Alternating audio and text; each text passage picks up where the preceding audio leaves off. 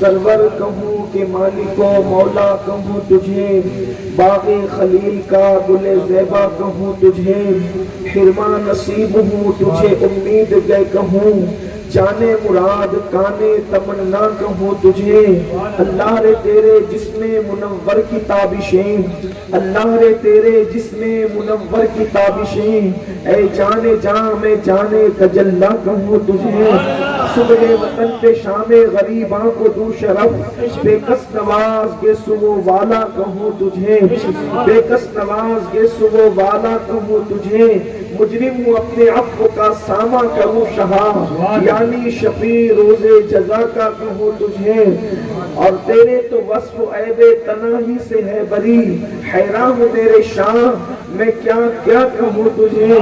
کہہ لے گی سب کچھ ان کے ثنا خاں کی خاموشی، چپ ہو رہا یہ کہتے میں کیا کیا کہوں تجھے۔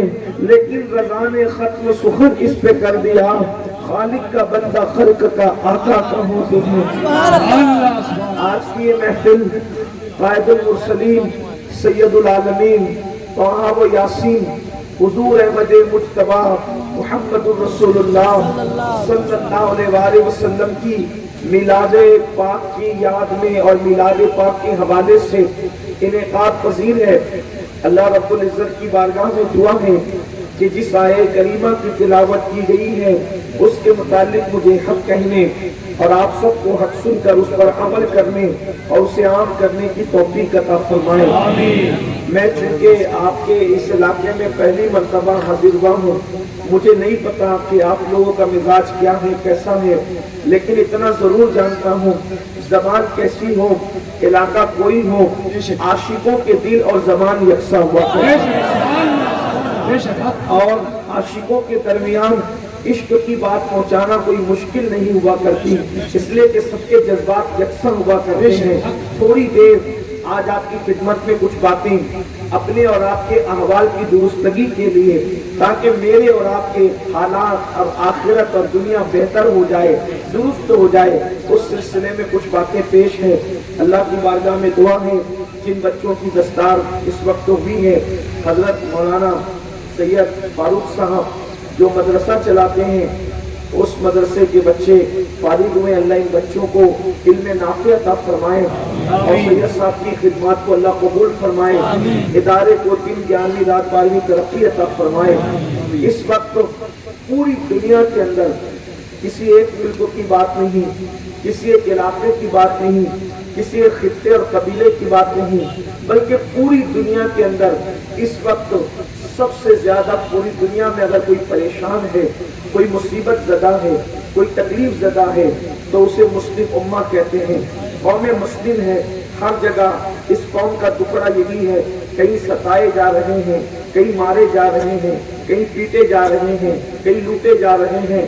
ہر جلسے کے اندر ہمارا خطیب، ہمارا مفکر اور لکھنے والے ہمارے قلمکار سب ایک شکایت کرتے ہیں، اس قوم کو نہ کہیں سکون ہے، نہ کہیں اطمینان ہے، نہ کہیں قرار ہے، کہیں پر ان کے خون سے ہولی کھیلی جاتی ہے، کہیں پر آبرو سے ہولی کھیلی جاتی ہے، کہیں پر گھر جلائے جاتے ہیں، کہیں پر گھر توڑے جاتے ہیں۔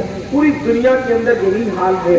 اللہ اکبر! ان حالات کے اندر مسلم امہ کو کس چیز کی ضرورت ہے؟ ایک بات اچھی طرح یاد رکھنا، اگر کوئی انسان بیمار پڑ جائے اور اپنی بیماری کا رونا روئے، میرے سر میں درد ہے، میرے پیٹ میں درد ہے، لوگوں کو یہی کہتا پھرے، تو لوگ اس کی شکایتیں سن سن کر تھک بھی جائیں گے، پک بھی جائیں گے، اور اس کی شکایتوں پر کبھی کبھی ہنسنے کی بھی کوشش کریں گے۔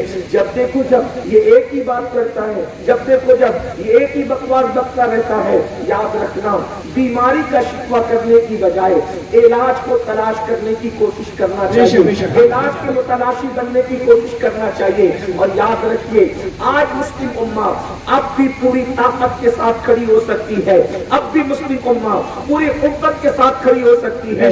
بس مسلمانوں کو ایک چیز کی ضرورت ہے۔ مسلمانوں آج ہمارے پاس سب کچھ ہے، میلاد مصطفیٰ کے جلسے مدرسے میں آنے والوں، مسجدیں اپنے پاس ہے، مدارس اپنے پاس ہے، تعلیم اپنے پاس ہے، دولت اپنے پاس ہے، ایجوکیشن اپنے پاس ہے، مال اپنے پاس ہے، تجارت کی منڈیاں بھی ایک حد تک اپنے پاس ہے۔ اللہ اکبر۔ بلکہ آپ کو یہ کہوں، حج کرنے والوں کی تعداد بھی بڑھ رہی ہے، عمرہ کرنے والوں کی تعداد بھی بڑھ رہی ہے، نمازیں پڑھنے والوں کی تعداد بھی بڑھ رہی ہے، داڑھی رکھنے والوں کی تعداد بھی بڑھ رہی ہے۔ پھر انقلاب کیوں نہیں آتا؟ پھر تبدیلی کیوں نہیں آتی؟ پھر بھی مسلم امہ شکوے اور شکایت اور پریشانی کا شکار کیوں ہے؟ ایک بات اچھی طرح یاد رکھنا، ہمارے پاس سب کچھ ہے، ایک چیز نہیں ہے۔ آج سے ایک صدی پہلے لاہور کے اس مفکر نے جرمنی کی خاک چھاننے کے بعد لوگوں کو یہ پیغام دیا تھا، ہم آخر تباہ کیوں ہیں؟ ہماری تباہیوں کی وجہ کیا ہے؟ وہ کون سا جوہر گیا؟ وہ کون سا سرمایہ گیا؟ وہ کون سی چیز گئی جس نے مسلمانوں کو ذلت اور رسوائی کے گھاٹ اتار دیا؟ تو اقبال کہتے ہیں، بجھی عشق کی آگ اندھیر ہے، بجھی عشق کی آگ اندھیر ہے، مسلمان نہیں راہ کا ڈھیر ہے۔ اللہ اکبر۔ مسلمانوں، ہمارے پاس سب کچھ ہے، عشق نہیں ہے۔ اور یاد رکھنا، عشق وہ طاقت ہے، اللہ اکبر، کہ انسان ہتھیاروں کا مقابلہ ہتھیاروں سے کیا جا سکتا ہے، لیکن کسی بھی ہتھیار کا مقابلہ کبھی عشق سے نہیں کیا جا سکتا۔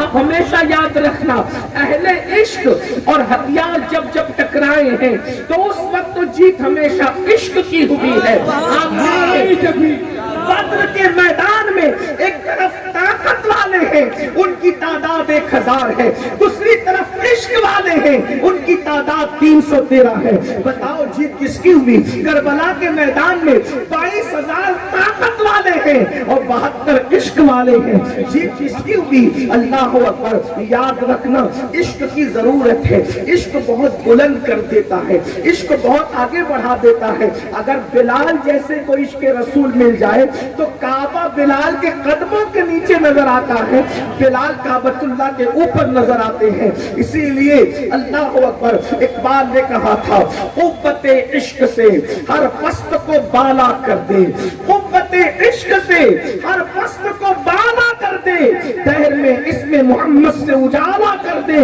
کی محمد سے وفا تو نے تو ہم تیرے ہیں، یہ جہاں چیز ہے کیا لوح قلم تیرے ہیں۔ نعرہ تکبیر!